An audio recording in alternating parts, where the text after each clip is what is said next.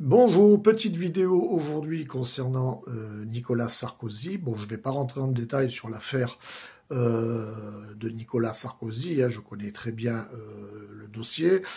Moi-même, sous sa présidence, j'ai eu un important conflit diplomatique où je rappelle que après mon appel de détresse, le consulaire de la ville de Genève a tenu ses propos. Les intérêts diplomatiques de la France vont bien au-delà d'un simple conflit de travail. Monsieur, vous êtes procédurier, je ne peux rien faire pour vous. Et les conditions de mon rapatriement et les choses que j'ai communiquées à certains juges d'instruction m'a valu une hospitalisation d'office. Hein. Parce que la diplomatie sous Nicolas Sarkozy, c'est les portes grandes ouvertes à la turpitude. Et en plus de ça, moi, c'est vrai que politiquement, j'étais, on va dire, un mitterrandien. Je n'aime pas l'extrême droite. Donc vous comprenez que le ceci peut expliquer le cela. Mais je vais quand même faire cette capsule audiovisuelle pour remettre un peu les choses dans leur contexte et donner mes analyses concernant le comportement des Français vis-à-vis de ces politiques comme Nicolas Sarkozy, François Hollande ou voire même Emmanuel Macron. Concernant ce dernier, et c'est pour ça que je m'attarde pas trop au président qui est supporter de l'Olympique de Marseille comme moi, non pas parce qu'il supporte mon club de cœur, mais j'estime que c'est la conséquence de toute une politique malveillante menée par des influenceurs et influenceuses qui sont dans des castes, on va dire, bourgeoises ou de cercles intellectuels qui veulent garder le contrôle de beaucoup de choses pour leurs propres intérêts et profits. Mais si vous regardez le cas de Nicolas Sarkozy, vous avez vu que hier, il est sorti de prison, il a été accueilli comme une pop star, mais il faut bien comprendre aussi qu'une grande majorité des Français qui sont fonctionnaires, qui travaillent dans les organes de renseignement, qui sont à la gendarmerie, qui sont directeurs de France Travail, anciennement Pôle emploi, qui travaillent dans des structures d'État, qui sont dans les multinationales, qui sont cadres, qui sont membres de la mafia, ou qui ont beaucoup d'argent, majoritairement, ils vont, on va dire, protéger ces politiques parce que, quelque part, c'est eux qui financent à des degrés divers, on va dire, beaucoup de programmes pour que, justement, ils puissent bénéficier d'avantages fiscaux, etc. Donc il y a beaucoup de Français, moi j'estime à 12 millions de Français qui quelque part sont dans le système, je l'ai déjà expliqué dans diverses capsules audiovisuelles, et les choses ne vont pas changer demain. Vous savez, la France est un pays qui a toujours été, on va dire, managé par diverses turpitudes, monter les uns contre les autres, ça fait partie de la culture de la France, et de toute façon, le français est une personne qui aime faire des histoires, le français aime créer, on va dire, des conflits relationnels, dès qu'on peut te mettre dans la merde, on va te mettre dans la merde, etc. Et il faut aussi comprendre comment fonctionne la sociologie de ce pays. Mais quand on regarde un dossier comme Nicolas Sarkozy, il est populaire, c'est une star. Vous savez, moi j'ai vécu à Paris, aussi bien à Pont-de-Levallois-Perret et en banlieue à Fontainebleau. Je peux vous assurer, bon, moi j'ai fréquenté un peu des castes, on va dire, artistiques, puisque moi vous savez que je suis comédien, et justement, par rapport à mes origines sociales, j'ai eu beaucoup de portes fermées. Moi je me rappelle quand je travaillais avec des artistes issus du 93 ou du 92, on me l'a même reproché, on m'a même dissuadé de continuer à tourner des clips musicaux avec eux dans le milieu intermittent du spectacle, parce qu'il faut savoir que l'extrême droite est dominante au niveau artistique, mais c'est aussi une tendance que l'on trouve dans beaucoup de sociologie parisienne, que ce soit chez les artistes peintres, chez, je sais pas, les classes d'affaires, les bobos, comme on dit, quand on écoute parler les Parisiens à Paris, le discours de l'extrême droite ressort fortement. Et même la gauche est à l'extrême droite, parce que si aujourd'hui vous n'avez pas encore compris que les mouvements politiques sont en fait des outils qu'ils vont plus ou moins balancer d'un bord à l'autre, c'est parce que justement ces castes travaillent avec des, on va dire, sociétés conseil pour manager les politiques, les journalistes, de façon à comprendre les tendances et d'orienter un peu ou d'influer, on va dire, les sociologies de façon à ce qu'elles aillent de tel bord ou pas. Mais la gauche et la droite, c'est exactement la même chose. Même les personnes qui sont aujourd'hui, on va dire, dans le clan Mélenchon, si vous savez lire entre les lignes, vous apercevrez que c'est relativement malveillant, mais c'est une forme de fascisme. Hein. Je tiens à rappeler que ma définition du fascisme, c'est le rejet d'autrui. Hein. Les personnes ont des points de vue différents, on ne les accepte pas, on les dénigre, c'est une forme de fascisme. Hein. Et ça ne veut rien dire, quelque part, de dire vous êtes de gauche ou de droite. C'est pas vrai. Je connais bien la politique, les milieux, on va dire, off de la politique, du renseignement, etc. Ils mangent tous dans la même gamelle. Tout ça, c'est de la comédie. Hein. C'est pour ça qu'hier, j'ai fait un short où j'ai raconté que les juges, en fait, c'était de la comédie. Moi, vous savez, j'ai communiqué beaucoup d'informations concernant ce qui se passe aujourd'hui dans le monde, hein, sur des affaires internationales, sur Nicolas Sarkozy, sur d'autres problématiques, y compris sur mon dossier. Je n'ai jamais été entendu par un juge d'instruction. Bon, on m'a volé des droits de chômage, on m'a volé de l'argent, on m'a menacé, j'ai même été victime à mon niveau de tentatives d'assassinat, etc. Bon, c'est vrai que j'étais dans un contexte relativement malveillant et je suis tombé un peu dénu quand l'affaire d'Union Gate a commencé me concernant, mais j'ai payé aussi mes origines sociales, mon statut, on va dire, en tant que loup solitaire, puisque c'est le terme qui était utilisé par certains organes du renseignement, aussi bien français que suisse, hein, notamment des anciens de la DGSE ou de la DST. En plus de ça, j'avais même un fichage CIA à cause de mon père. Bon, quelque part, j'ai eu la totale.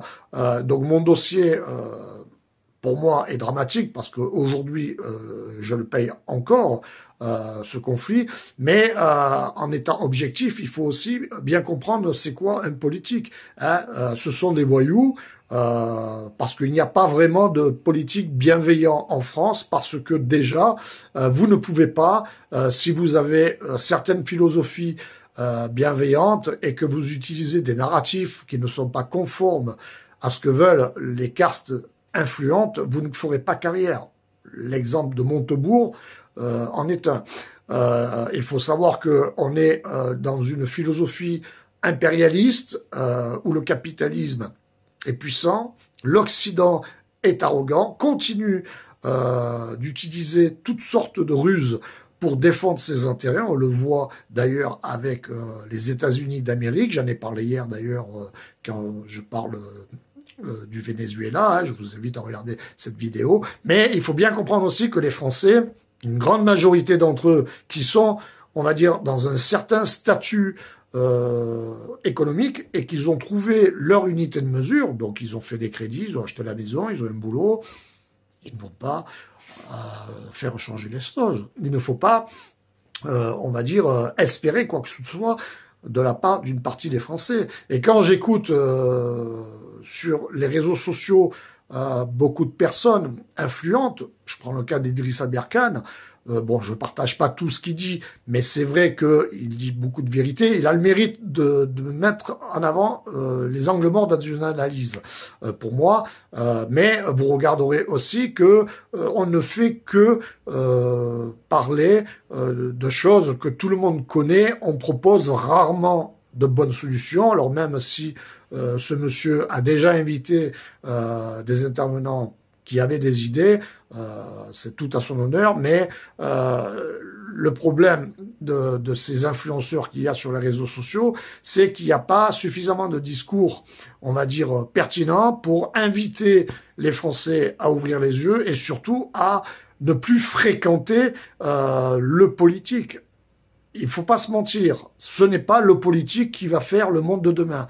Ce sont toujours des cerveaux, ceux qui créent, mais c'est surtout une volonté du cœur si on veut ou pas vivre dans un monde bienveillant. Quand on connaît la France, quand on connaît ce pays, je veux dire, et qu'on est issu de ma génération, moi je suis né en 1970, donc j'ai connu, on va dire, j'ai commencé à mûrir sous les années François Mitterrand en ce qui me concerne, et je l'ai soutenu parce que moi j'étais à l'assistance publique et que j'ai vu le changement entre François Mitterrand et Giscard d'Estaing par rapport à ma situation, et j'avais une certaine vision du socialisme tel que le disait François Mitterrand, parce que comme je connaissais un peu certains courants off, beaucoup de choses ont été dites sous l'époque de François Mitterrand, mais il faut bien comprendre aussi qu'il y avait un contexte. Et comme je l'ai déjà dit, François Mitterrand avait eu le mérite de dire une phrase qui pour moi m'a toujours percuté: j'ai obtenu une gouvernance, je n'ai pas obtenu le pouvoir,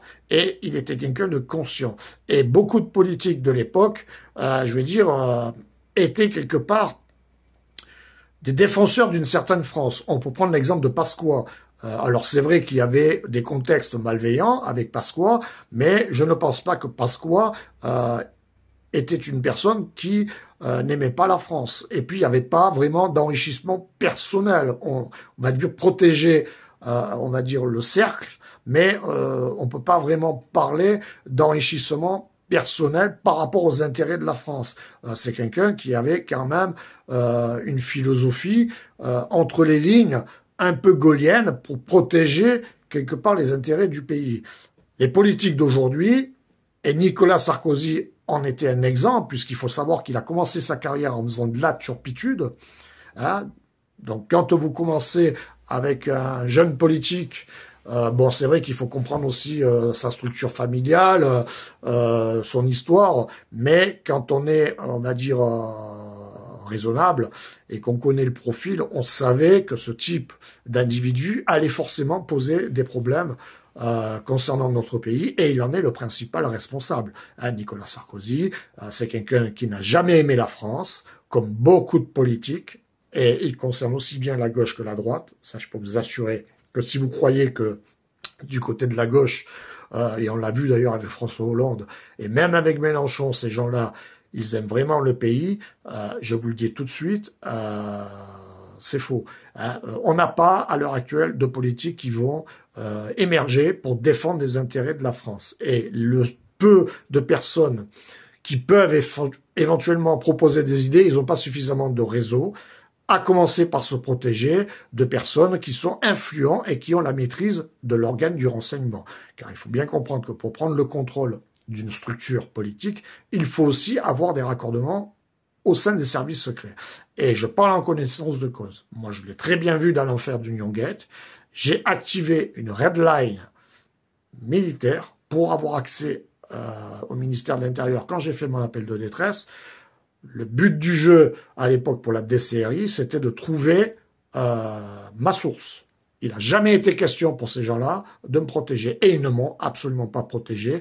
Et même aujourd'hui, on me cherche entre les lignes, encore la merde. Et je le sais.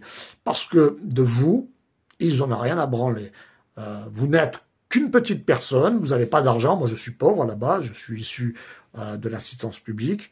Je refuse d'éclore avec mes idées concernant les intelligences que j'ai. Hein, c'est pour ça que je n'ai pas passé de diplôme, c'est pour ça que je ne vais pas dans certains secteurs d'activité, parce que c'est un pays malveillant, c'est un contexte malveillant, et comme je l'ai déjà dit, je ne donne pas d'intelligence pour des structures, des pays où les philosophies sont malveillantes. Donc moi, je reste artiste. C'est vrai que je suis pas ambitieux. Moi, j'ai, on va dire, comme envie d'être propriétaire de ma maison et de me faire plaisir. Maintenant, j'ai 55 ans, je vais pas fonder de famille, peu probable, mais malgré toute la gentillesse que j'ai fait preuve dans ma vie, moi, je suis pas né avec le cul bordé de nouilles, j'ai pas eu beaucoup de chance avec la famille, puisque j'ai dû m'en séparer. J'ai beaucoup travaillé. Ce ne sont pas des outils qui vont te permettre d'éclore et de vivre convenablement. Et il faut bien comprendre que les voyous, alors on a tendance à dire que les voyous sont forcément des mafieux. si vous savez lire entre les lignes et que vous regardez les histoires des structures criminelles, vous apercevrez que quand les intérêts sont en jeu, certaines structures mafieuses sont beaucoup plus intelligentes en économie que les politiques. On sait que, par exemple, en Amérique du Sud, des structures comme le cartel ont, par exemple, financé des écoles, des mouvements associatifs, et qu'ils ont maintenu, coûte que coûte, une certaine économie pour pas que la situation dégénère. Les politiques que nous avons aujourd'hui, notamment Nicolas Sarkozy, qui a été, on va dire, l'instigateur de fracasser les outils institutionnels de la France, c'est une volonté farouche de détruire notre culture, notre pays, nos fondamentaux. Et ça, il faut que les gens ils le comprennent. Mais vous remarquerez aussi qu'il y a beaucoup de Français qui soutiennent ces politiques, que ce soit Sarkozy, Hollande, même Macron. Ils ne l'aiment pas, la France, ces Français. Eux, ce qu'ils aiment, c'est l'adrénaline du pouvoir, les avantages que cela leur procure. Ils ont un statut, ils ont des petites mains. Il y a des personnes qui aujourd'hui acceptent pour quelques euros d'aller pédaler sur un vélo pour aller livrer des repas à ces gens-là, etc. Et ça ne va pas changer demain. Et ça, il faut que les gens le comprennent une bonne fois pour toutes. À commencer par ceux qui, justement, véhiculent l'image de ces politiques, notamment les médias. Vous n'avez pas remarqué que quand vous allez dans un tabac, vous avez énormément de magazines People. Mais ces magazines People, ils marchent. Il y a beaucoup de Français qui achètent toutes sortes de magazines People pour savoir si Brigitte Macron est contente de son chignon. Je veux dire, il faut bien comprendre comment ça fonctionne. Moi, j'ai vécu à Paris. C'est pour ça qu'avec les Parisiens, aujourd'hui, j'ai changé mon relationnel. Je suis pas anti-Parigot, malgré que je sois Marseillais. Il y a des bons côtés de Paris. Moi, j'ai aimé le Paris des années 90 et les années fin 80.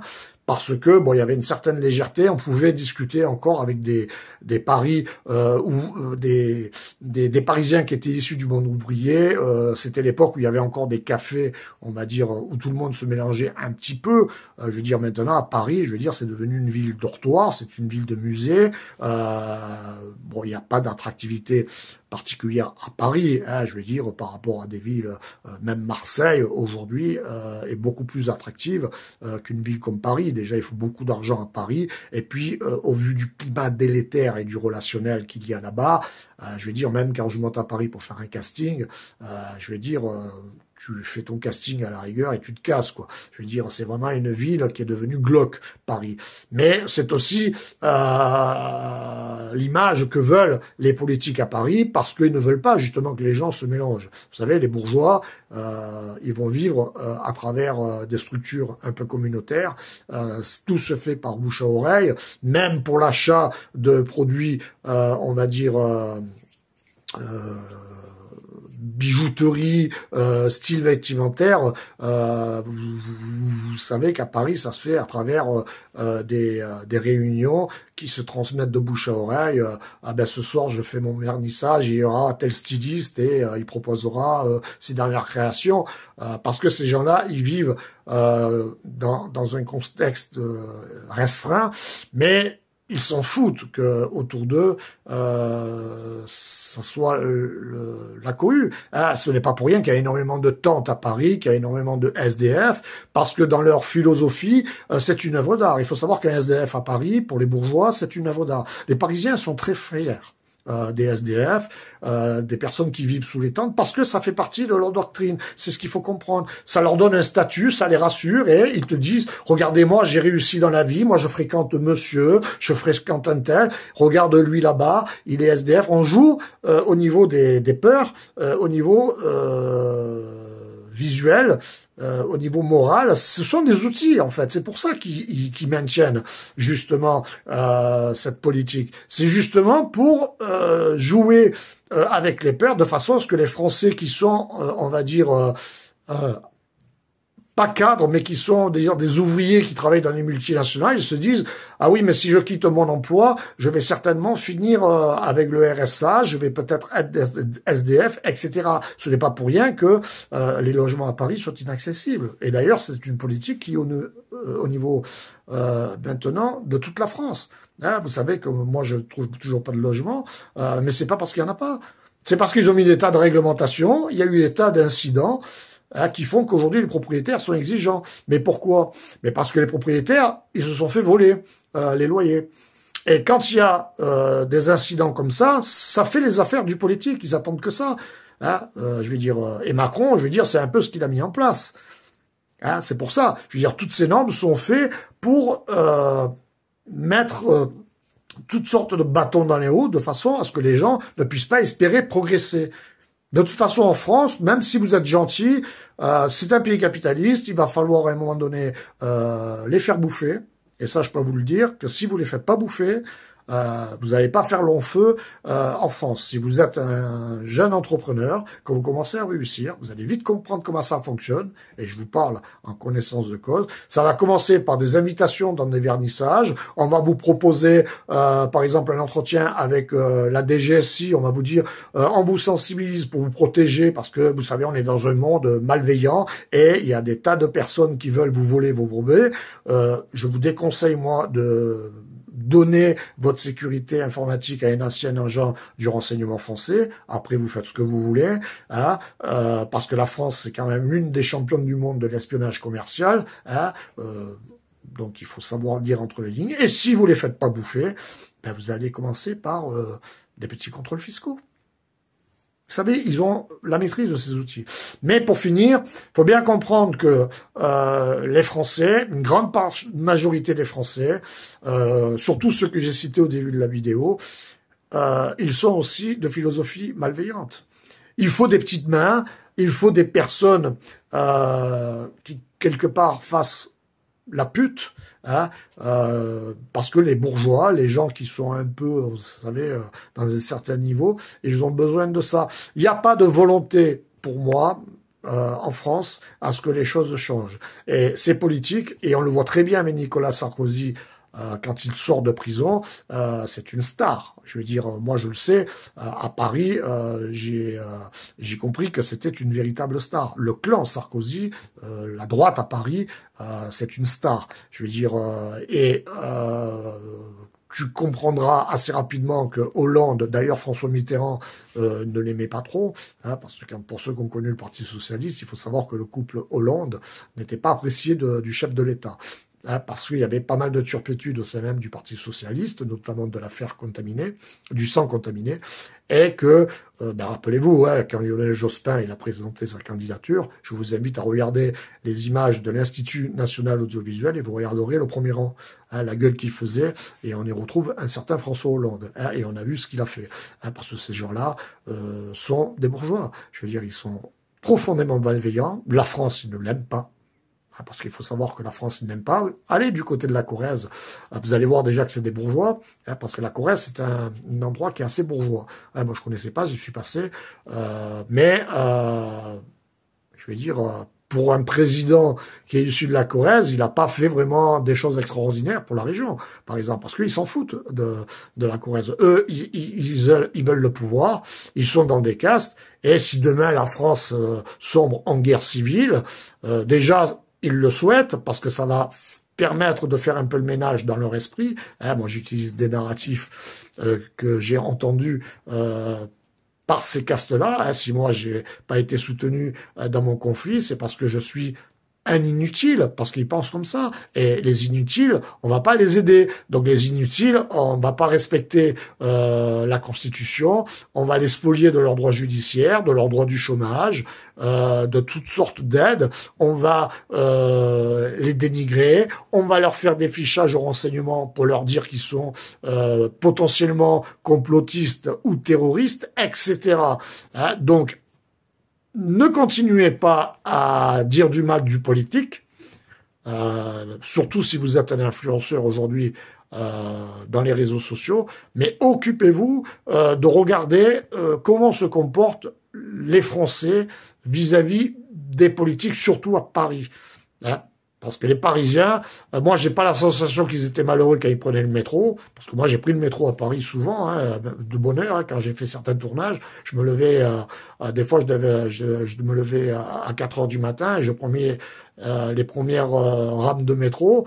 Hein, je veux dire, les Parisiens, ils se battent même pour entrer dans le métro tellement qu'ils sont contents de leur vie. Parce que si vraiment leur vie était si pourrie que ça, vous savez, le ministère de l'Intérieur, l'Élysée, ces gens-là fréquentent toujours les mêmes lieux. Hein. Ils fréquentent Saint-Germain, Barbizon, Fontainebleau, ils fréquentent le boulevard Saint-Germain, du quartier de l'Opéra. Ils sont quand même assez visibles. Ça ferait longtemps que, je veux dire, ils auraient pris des gifles et qu'ils fréquenteraient plus le centre-ville de Paris. C'est pas demain la veille. Donc, faites attention à ça. Hein. Il y a 12 millions de personnes qui soutiennent des profils comme Nicolas Sarkozy, des François Hollande, d'Emmanuel Macron, et ne l'oubliez pas. Voilà, donc la prochaine fois que vous faites des émissions sur les réseaux sociaux, rappelez quand même qu'il y a aussi des Français qui ont voulu la France d'aujourd'hui et ils sont beaucoup plus nombreux que ce que vous pouvez penser. Passez une bonne journée.